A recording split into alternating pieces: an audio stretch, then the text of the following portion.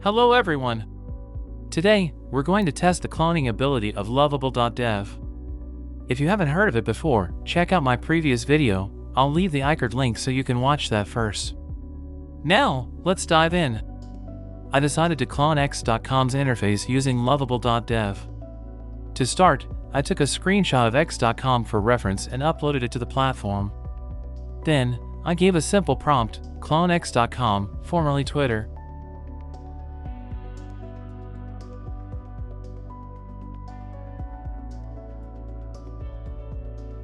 You can see that Lovable.Dev has started generating the code step by step.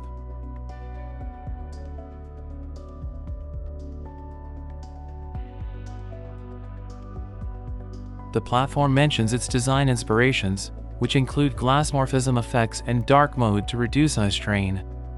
For the features, it has divided this project into V1, including a responsive sidebar, feed layout with posts, a search bar with Glassmorphism effects, a What's Happening section, a post composer with a working character count. Pretty impressive, right? Now, for the styling, Lovable.Dev focused on a dark theme with gray tones, consistent border radiuses, and subtle hover animations. It even uses lookout icons for clean iconography. The attention to detail is really good.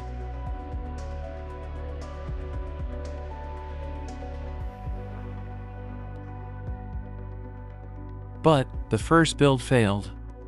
As you know, Lovable.Dev has an auto-fixing feature, similar to Bolt.new, which is great for debugging. I clicked the Fix button, and it detected issues like a CSS file code error and incorrect icon names from the list.react package. Lovable.Dev then started fixing the bugs.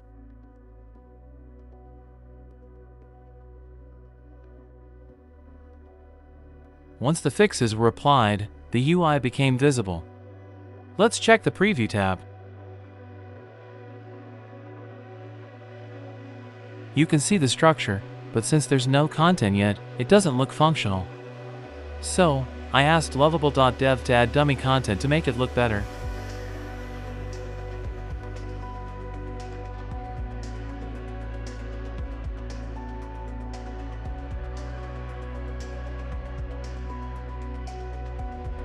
It added dummy tweets, profile icons, and even images for user profiles. Now, the interface looks much more like x.com.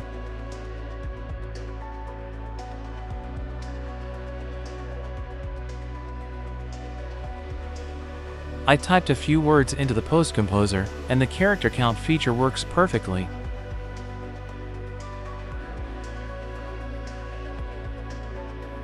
The hover animations on the like and comment icons mimic x.com's style, which is quite impressive. It's clear that Lovable.Dev analyzed the reference and implemented similar features. On the right side, there's a subscribe to premium card section and a What's Happening section with trending keywords. It's nice to see how accurately it captured the interface elements.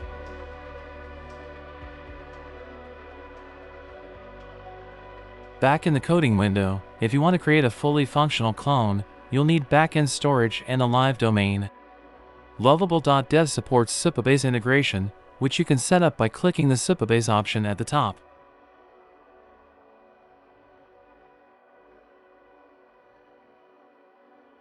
Their documentation explains everything clearly, step by step.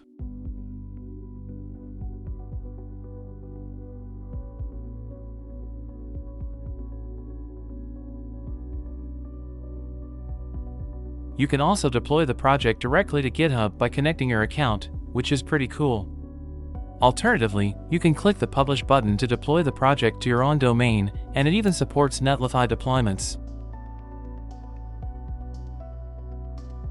Overall, I'm impressed with Lovable.Dev's capabilities. For a tool that launched just recently, it's already showing great potential. That's it for today's video. If you enjoyed this, don't forget to like, share, and subscribe. Thanks for watching, and have a great day!